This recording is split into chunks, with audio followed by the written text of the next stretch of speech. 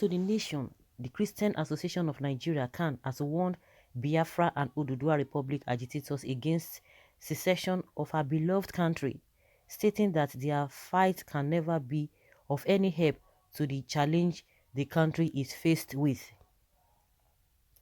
He therefore advised them to plan on how to restore peaceful coexistence and oneness in the country. According to the C.A.N president, Reverend Samson Ayokunle, he expressed that all efforts to ensure restructuring and true federalism had seemed futile. He also said that agitation for secession by Biafran and Oduduwa Republic was not the best for our dear country, but only a continuous peaceful dialogue would restore the country to her glory. To her glory. Furthermore, he lamented on how the word restructuring has been misunderstood and abused, and he urged the Nigerians and that all Nigerians should change, that Nigeria should change our minds in how we do things. There is need for appraisal. There is need for repositioning. And this is what he said. There is need for upgrading in order for us to do things together. During the same meeting, the General Secretary of Pan-Yoruba Socio-Political Organization Afenifere, Shola Ebiseni, also stated that if only the 2014 National Conference can be implemented, our country could be saved from breakup. He said, I see Nigeria going confederates. Even the federalism we are talking about, I see that the autonomy of the state is going to be so wide beyond even the federalism we are talking about.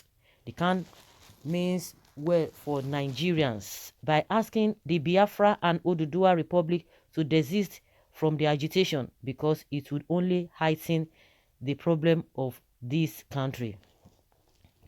So guys, this is what C.A.N is talking about. I don't understand that we should learn how to live. How many things have you people talked about? How many things that how many things you guys have criticized about what the government has been doing or what the government is doing? You have been saying a lot of things. You have been coming out to criticize, to pinpoint some of the errors happening in this country for a very long time. Tell me how far they have gone about it. So that's what I mean when people are talking about a breakup or whatever. I don't blame them. I don't blame them. If you don't want agitation, you do the right thing. Oh, some people are in the category or the school of thought of, yes, let there be restructuring. They will change it for them again. They are still changing it. Not be saying they are still changing. They are changing it for them. They have changed it for them. They are still changing it for them because at some point, they will want to come up, okay, and say, okay, yes, we have listened. We know we are going to do restructuring. You see that somebody, one of the supporters of Tinubu was talking about, if Tinubu is elected as the president, that he's going to do restructuring. Excuse me, is that not part of their manifesto? Why is it that Buhari did not do it? Or they want to tell us that Buhari is not aware about their own manifesto? What did the El-Rufai come up with when they organized or constitute a committee for restructuring before 2019 election? Because they knew that that was what people were clamoring for. They quickly put up and set up committee headed by El-Rufai. What then happened? After the committee, what did he bring out about the restructuring? Because that time they were trying to say, oh, restructuring means different things to different people. Now they agreed to form that committee. And what is now the outcome of the committee? Nothing. They are still there. Now somebody is telling us that if Tinubu is elected as the president, he's going to restructure. Like, seriously, who do they want to deceive? They think say they get sense. So even the C.A.N, there are a lot of things that you have talked about.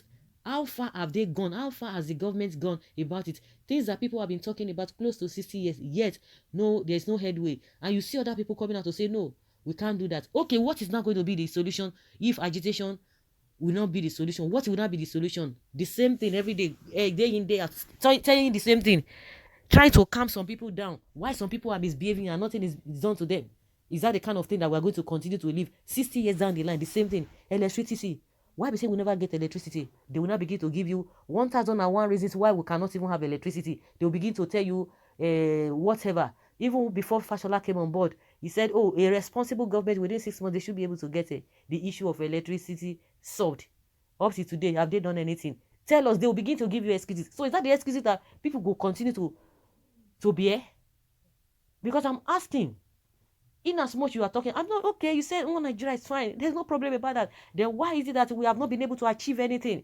We can see everything is glaring, all the atrocities being committed by those who have ruled before, those who are reading, and those who intend to rule.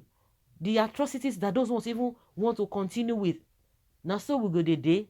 Some people can eat 3 square meals. Some people, majority, not even some people, very few can hit 3 square meals a day. Why majority, the larger populace are living in abject poverty and in penury. Yet you want them to continue to do that. And the next thing, be praying. But some of the people who are paying tax, because a lot of people who are even still doing many petty jobs here and there, they still pay fine. They still pay for the shops.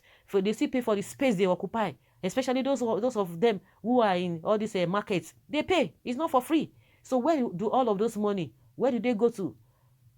But nobody prays, oh, nobody will pray that say, oh, please, oh, let the masses begin to pay this thing. Let them begin to pay taxes, oh, let the workers, civil servants, let them begin to pay taxes. The government, they don't pray about that. If you do anyhow, you see anyhow. If you don't pay, you just, like those who are even civil servants, before they will say Jack Robinson, they have already removed it from your salary. They've already removed everything. The left one, the remaining one, that's what they are going to pay you. So nobody even gets time. But those who maybe the government does not really have they don't really have access to their income. But we have people who are going around, they are government boys that they call them, I don't know the kind of whatever, they call them government officials. They go around, say you no go fit pay, they go destroy your things. So nobody will tell you, say, oh, let me market to me. All these Okada drivers that they pay, all those, they give them tickets, all these drivers at the motor park. Nobody prays that, say, oh, please, you let them pay. You do any, I say, you go pay now, sure. But when it comes to using the money to better the lives of the people, that is when they because at the end of the day, they will not tell you to be praying. Oh, I have to pray. You have to do this. In as much you are talking about one Nigeria, the question is that for how many years, how many decades now, what have we done? What have we gained? If your front no let person go, you go back now. That's so it be now. If you are going to a particular place and there's a barricade, there's a roadblock, you just have to go back and take another route. That is it. You can't just continue now. You want to force yourself when you know that there's no headway. Abba. I'm always saying it. I will always say it. If you want to want Nigeria, then let the right thing be done. By default, naturally, all these agitations will be a thing of the past. C.A.N must be sick, because if they are not sick, they will not be talking nonsense. Now they are talking about Oduduwa and Biafra, but they don't say anything about the killing that has been happening all these years. May God in heaven punish them. That's what someone says here. When you remove Oduduwa and Biafra, that will be the end of a tight and private jet. Who does have that does not even deprive them from not getting it. Please don't ever use that word, man of God, when referring to pastors. Most of you are disgrace to Christianity. Gullibility of the Bible's content. The Bible says that every man would give an account of every careless word he uttered.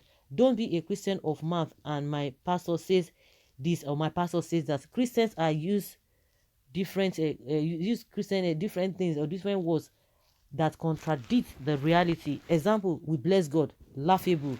How can you, human being, bless God? God is the one who blesses you, and you not the one who will bless God. That is the person's opinion on that. So guys, let's hear your opinion and have your take on this. Thank you.